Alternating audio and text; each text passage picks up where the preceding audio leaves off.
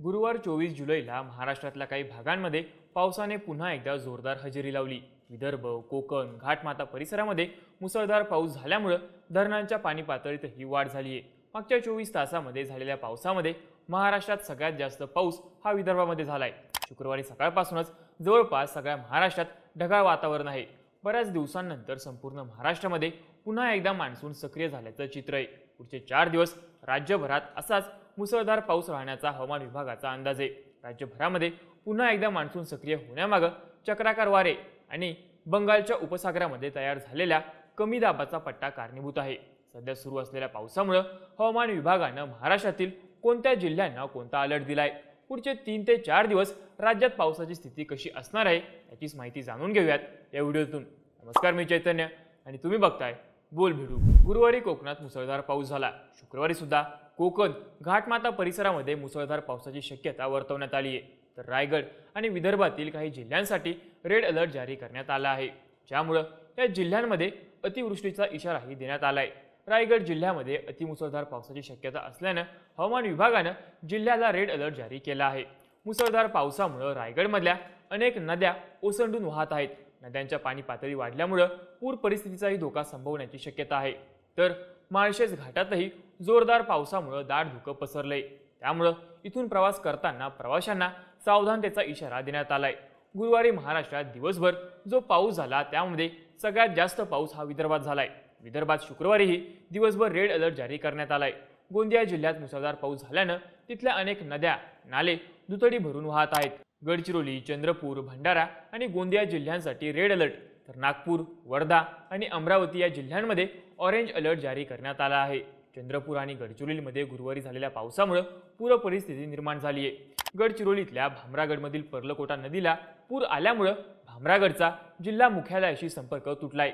गडचिरोलीमध्ये झालेल्या पावसामुळे इंद्रावती नदीलाही पूर आला, त्यामुळे गडचिरोली छत्तीसगड राष्ट्रीय महामार्गही बंद ठेवण्यात आला होता।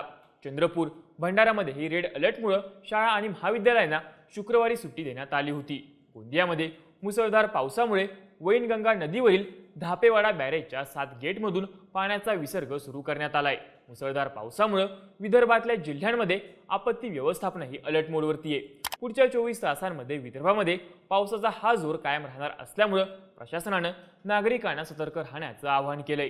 मुंबई, ठाणे, पालघर, पुणे, सातारा, कोल्हापूर तसंच घाट माथ्यावरती ऑरेंज अलर्ट देण्यात आलाय, म्हणजे या भागामध्ये मुसळधार ते मध्यम स्वरूपाचा पाऊस होण्याची शक्यता आहे। हवामान विभागाच्या अंदाजानुसार मुंबईमध्ये शुक्रवारी पावसाचा ऑरेंज अलर्ट आहे। सकाळपासूनच मुंबईमध्ये चांगला पाऊस सुरू आहे। कांदिवली, बोरिवली, मालाड, अंधेरी, जुईनगर, बेलापूर आणि वाशी परिसरामध्ये झालेल्या पावसामुळे काही ठिकाणी सकल भागामध्ये पाणीही साचलं आहे। मुंबई, मध्य मुंबई, मुंबई उपनगर, नवी मुंबई अशा मुंबईच्या सगळ्याच भागामध्ये जोरदार पाऊस झालाय। या पावसाचा मुंबईच्या लोकल सेवेलाही थोड्याफार प्रमाणावरती फटका बसला। शुक्रवारी सकाळी मध्य रेल्वेची वाहतूक ही 15 ते 20 मिनिटं उशिराने सुरू होती। वई परिसरातील बॉम्बे पब्लिक शाळा परिसर आणि अनेक चाळींमध्ये पाणीही शिरलंय। मुंबई महापालिकेने जाहीर केलेल्या भरती ओहोटीच्या टाइमटेबलनुसार 24 जुलै ते 27 जुलै दरम्यान समुद्राला मोठी भरती येणार आहे। 26 जुलैला सगळ्यात मोठी भरती येण्याची शक्यता वर्तवण्यात आली आहे। 26 जुलैला अरबी समुद्रामध्ये सुमारे 4.67 मीटर उंचीच्या लाटा उसळण्याची शक्यता वर्तवण्यात आली आहे। या काळामध्ये नागरिकांनी समुद्रकिनारी जाणं टाळावं असं आवाहन महापालिका प्रशासनानं केलंय। तर पुण्यातल्या बऱ्याचशा भागांमध्ये शुक्रवारी सकाळपासूनच चांगला पाऊस झालाय। हवामान विभागानं पुण्याला पावसाचा ऑरेंज अलर्ट दिलाय। मुळा आणि पवना नदीकाठी असलेल्या भागांना सतर्कतेचा इशारा देण्यात आलाय। तर नाशिकमध्येही गोदावरी नदीने पूरपातळी ओलांडली आहे, त्यामुळे गोदावरी नदी परिसरामध्ये पूरस्थितीचा धोका आहे। कोल्हापूर, सातारा भागामध्ये राधानगरी, कोयना धरणातही पाणी पातळी चांगलीच वाढली आहे। आता पुढचे 2-3 दिवस पावसाचा अंदाज कसा वर्तवण्यात आला आहे ते बघूया। साधारण 27 जुलैपर्यंत कोकणामध्ये रेड अलर्ट असणार आहे। त्यात रायगड आणि रत्नागिरी जिल्ह्यांना रेड अलर्ट कायम राहणार आहे। मुंबई, ठाण्यासह पुणे, सातारा, कोल्हापूर, सिंधुदुर्ग, नागपूर, वर्धा आणि घाट माथ्यावरती पुढचे 2 ते 3 दिवस ऑरेंज अलर्ट देण्यात आलाय, म्हणजेच या भागांमध्ये हलका ते मध्यम स्वरूपाचा पाऊस पडण्याची शक्यता आहे। रायगडच्या कुंडलिका नदीनेही पाण्याची इशारा पातळी गाठली आहे। तर विदर्भामध्ये 27 जुलैपर्यंत रेड अलर्टचा इशारा देण्यात आलाय।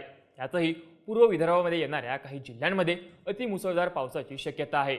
वर्धा, नागपूर, भंडारा, गोंदिया, चंद्रपूर, यवतमाळ, वाशिम, हिंगोली, अकोला, अमरावती, बुलढाणा, नांदेड या जिल्ह्यांमध्ये 27 जुलैपर्यंत चांगला पाऊस होण्याचा अंदाज आहे। मराठवाड्यामध्ये येलो अलर्ट आणि ग्रीन अलर्ट देण्यात आलाय, त्यामुळे इथं पाऊस अगदीच तुरळक स्वरूपात होण्याची शक्यता आहे। आता राज्यात पावसानं जोरदार बॅटिंग सुरू करण्याचं कारण म्हणजे चक्राकार वारे म्हणजेच सायक्लोनिक सर्क्युलेशन। चक्राकार वारे म्हणजे हवेचा विशिष्ट दिशेने फिरणारा प्रवाह। हे वारे कमी दाबाच्या भागाभोवती फिरतात। जेव्हा एखाद्या ठिकाणी हवेचा दाब कमी होतो तेव्हा आजूबाजूची हवा त्या कमी दाबाच्या क्षेत्राकडे वेगाने येऊ लागते, ज्यामुळे वादळ किंवा चक्रीवादळ तयार होण्याची शक्यता असते। बंगालच्या उपसागरामध्ये कमी दाबाचा पट्टा निर्माण झालाय, त्यामुळे इथले चक्राकार वारे हे आसाम, अरुणाचल प्रदेशमधून हळूहळू गुजरात, महाराष्ट्रात येण्याची शक्यता आहे। त्यामुळे महाराष्ट्रामध्ये पुढचे 2 ते 3 दिवस मुसळधार पावसाचा अंदाज हवामान विभागाकडून वर्तवण्यात आलाय। त्याशिवाय महाराष्ट्रात जे वातावरण आहे ते पावसासाठी अनुकूल आहे। हे चक्राकार वारे महाराष्ट्रामध्ये पुढच्या 2 ते 3 दिवसांमध्ये येणार असल्यामुळे राज्यभरामध्ये पावसाचा अंदाज आहे। जेव्हा हे वारे महाराष्ट्रातून पुढच्या दिशेला सरकतील तेव्हा पुन्हा पावसाचा जोर कमी होऊन पाऊस विश्रांती घेईल असं सांगण्यात आलंय। त्यामुळेच 28 जुलै नंतर पावसाची तीव्रता कमी होईल। पुढचा पाऊस हा ऑगस्टच्या दुसऱ्या आठवड्यामध्ये येणार असल्याचा हवामान विभागाचा अंदाज आहे।